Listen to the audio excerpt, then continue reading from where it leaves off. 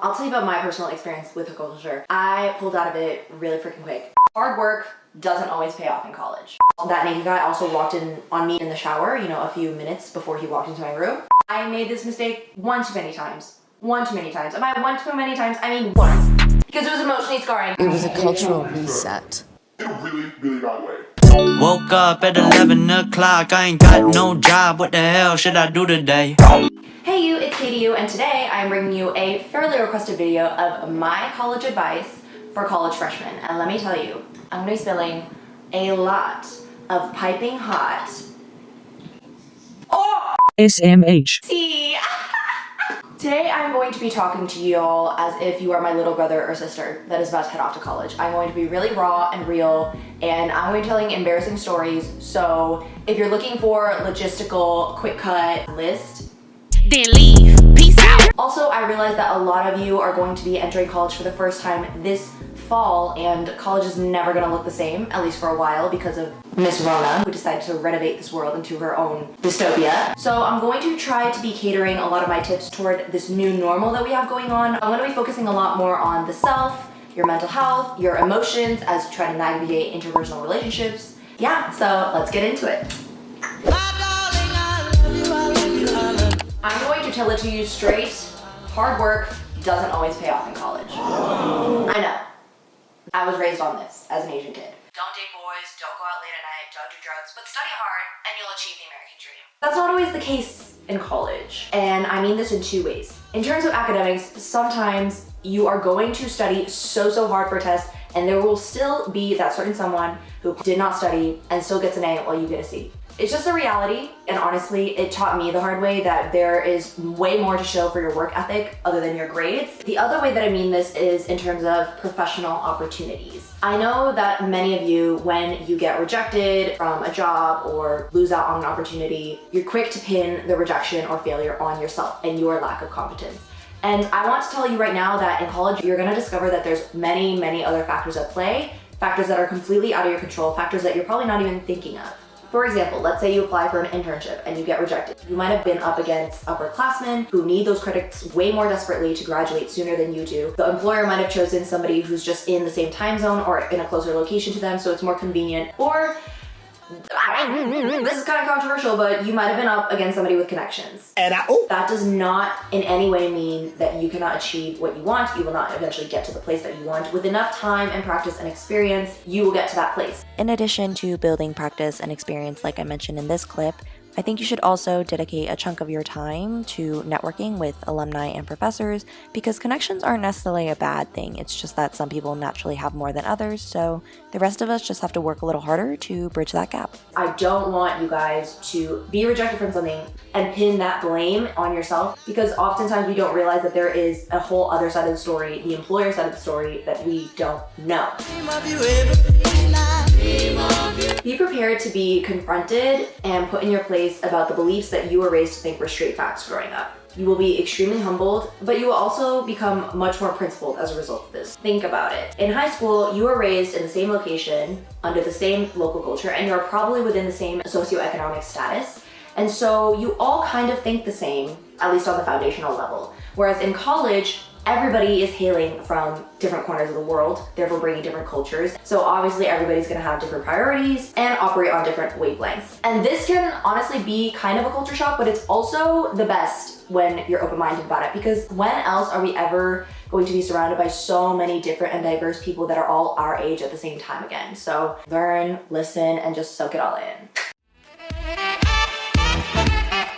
Next tip. I'm sure you've heard this one a lot, but I think it's so important that it needs to be said multiple times so you actually do it. Use a calendar or planner to keep your life in check, because let me tell you this, the cadence of college life is nothing like high school. In high school, everything is categorized into blocks of time. You go to school for 7 hours straight, then you go to extracurriculars, and then you go home and you do homework. Whereas in college, it is a free-for-all. You could have a 1-hour class, then 4 hours of free time, then a club meeting, and then a night class. And then the next day you could have no class at all. There is such a lack of structure that you need to manufacture a man-made one through some kind of organizational system to keep you sane and showing up to all of your commitments.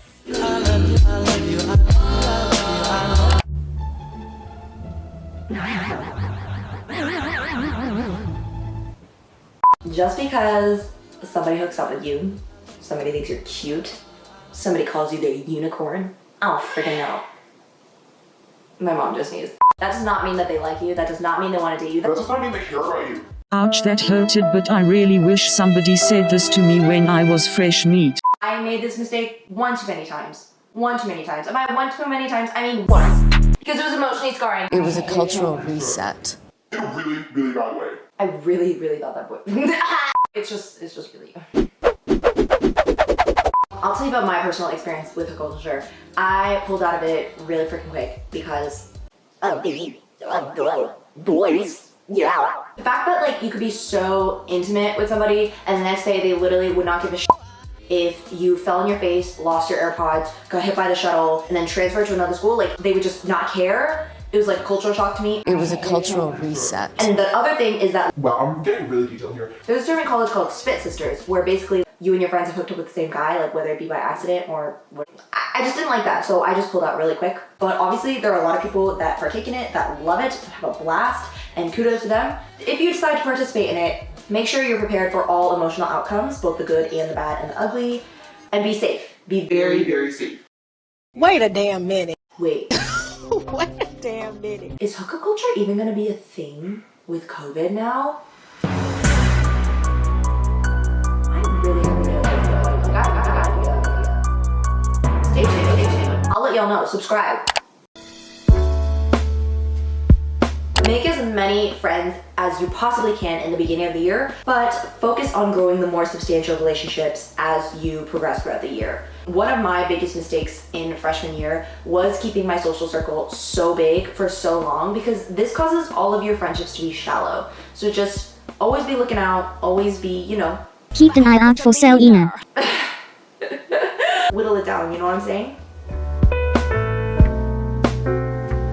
On that note, lower your expectations for all people. There are going to be times in college where you think you and a certain person are on a certain level of closeness where you think that they would show up for you during this time that you expect them to, and they don't, and you're gonna get disappointed. And those times might come more often or less often than you think. But I'm just saying that it is a reality in college. My best advice in dealing with this is just try not to take it too personally because college is extremely busy. There are not enough hours in a day. Especially with all that studying you gotta do to not fail. So everybody, including you, has to pick and choose who they want to spend the most time with and who they want to prioritize in their interpersonal relationships. It's for the best, both for you and for them, and just for the general allocation of your time and your mental health. Period. Learn to balance the system of working hard and playing hard. I'm not really happy with how I explained it in this clip, so I'm going to try to explain it again over voiceover. In order to get over FOMO, you have to start asking yourself, am I going to this event because I know I'm going to have fun, or are you just going to it because you're scared that other people are going to have a good time without you? If it's the latter, then you're not going with the intention of having a good time. So you're not going to have a good time, and then you're not making good use of your time. So once you learn to genuinely answer that question, then you'll become much more academically and socially responsible, and then you'll just be happier, period.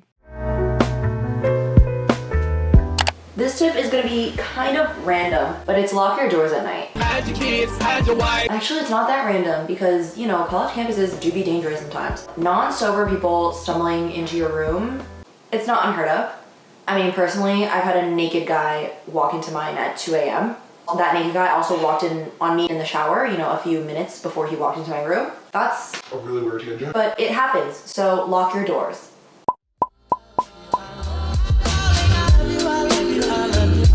Actually try out new things that interest you, even if you've never done them before. You're not wasting your time and you can always pull out if you don't like it. I did this with Greek life, for example. I wondered what would happen if I was in a sorority, would I like it?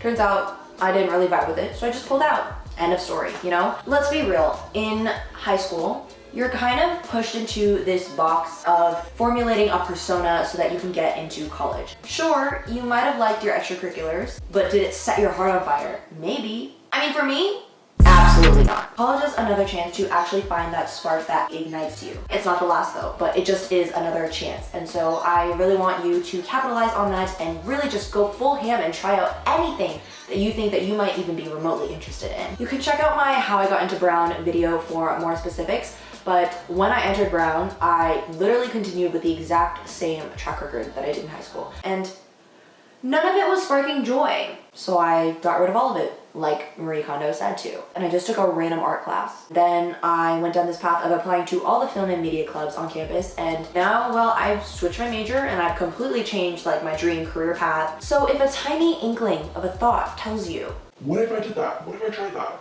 Just do it! Harriet! wow, that was a roller coaster. I really had fun filming this video. I really hope that this was helpful for you. I really hope that this was a vibe. I mean, going to college is such an uncertain process, and I'm sure with Miss Rona over here, it's even more uncertain and more frightening. So maybe I can help y'all out and do a college series. Let me know if you're interested in that.